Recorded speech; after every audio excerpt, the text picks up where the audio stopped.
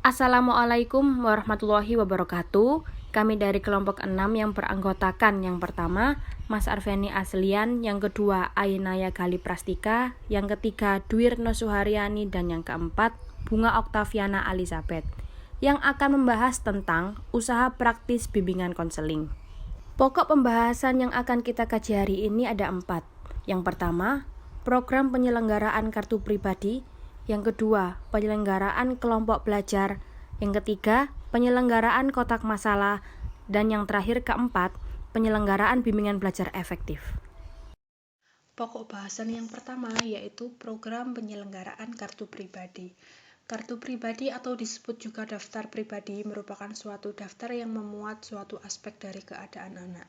Dari namanya sudah jelas bahwa daftar itu memuat segala keterangan dari anak. Ada 2 bahasan program penyelenggaraan kartu pribadi. Yang pertama pentingnya kartu pribadi, yang kedua yaitu materi dalam kartu pribadi itu sendiri. Oke, masuk ke pembahasan yang pertama yaitu pentingnya kartu pribadi. Kartu pribadi sangat penting sehingga perlu untuk dilaksanakan. Dari kartu tersebut, pembimbing dapat bertolak segala jurusan baik untuk bimbingan maupun konselingnya. Yang kedua yaitu materi dalam kartu pribadi. Terlepas dari daftar yang telah ada, jika kita akan mencantumkan data dalam kartu pribadi, kita mendasarkan atas beberapa dasar pikiran.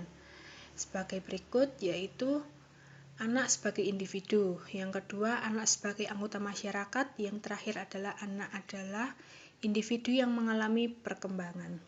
B. Penyelenggaraan kelompok belajar. Dasar psikologis dari penyelenggaraan kelompok belajar ini adalah seperti yang telah dikemukakan oleh Aristoteles, yang mana manusia itu merupakan makhluk sosial sehingga tiap-tiap manusia mempunyai keinginan untuk berkelompok dengan teman-teman sosialnya. Selain mempunyai dasar pedagogis, penyelenggaraan kelompok belajar juga mempunyai dasar psikologis sesuai dengan sifat hakiki anak. C. Penyelenggaraan kotak masalah. Kotak masalah merupakan kotak untuk menampung suatu permasalahan dan pertanyaan-pertanyaan dalam sekolah.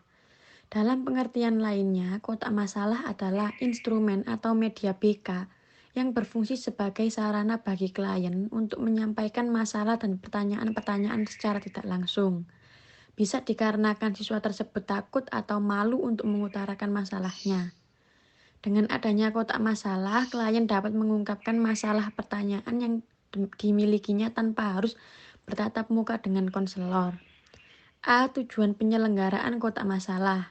Yang pertama, siswa yang merasa malu atau takut mengemukakan masalah dan pertanyaan yang dimilikinya secara langsung kepada guru bimbingan dan konseling dapat menyampaikannya lewat kotak masalah.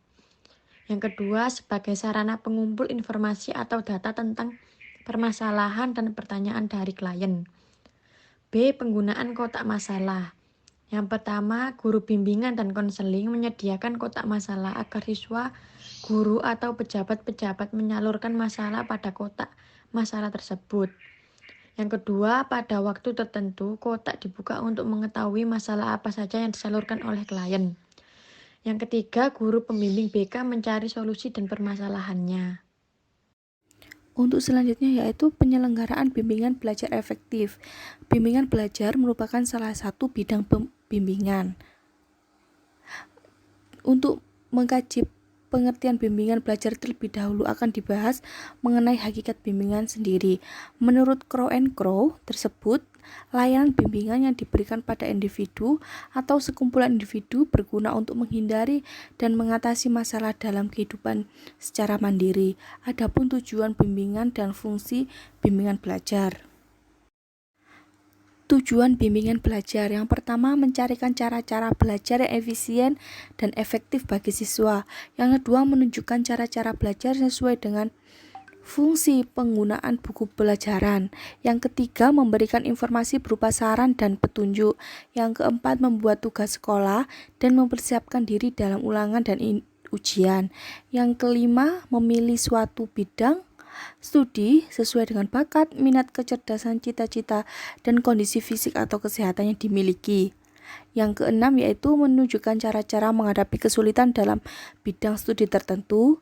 Yang ketujuh yaitu menentukan pembagian waktu dan perencanaan jadwal belajar. Dan yang terakhir yaitu memilih pelajaran tambahan baik yang berhubungan dengan pelajaran di sekolah maupun untuk pengembangan bakat dan karir di masa depan. Untuk fungsi bimbingan belajar. Fungsi bimbingan belajar bagi siswa menurut Umar H. Malik antara lain yaitu yang pertama membantu siswa agar memperoleh pandangan yang objektif dan jelas tentang potensi, watak, minat, sikap, dan kebiasaan. Yang kedua membantu siswa dalam mendapatkan pendidikan yang sesuai dengan kebutuhan, bakat, minat, dan kemampuan yang dimiliki.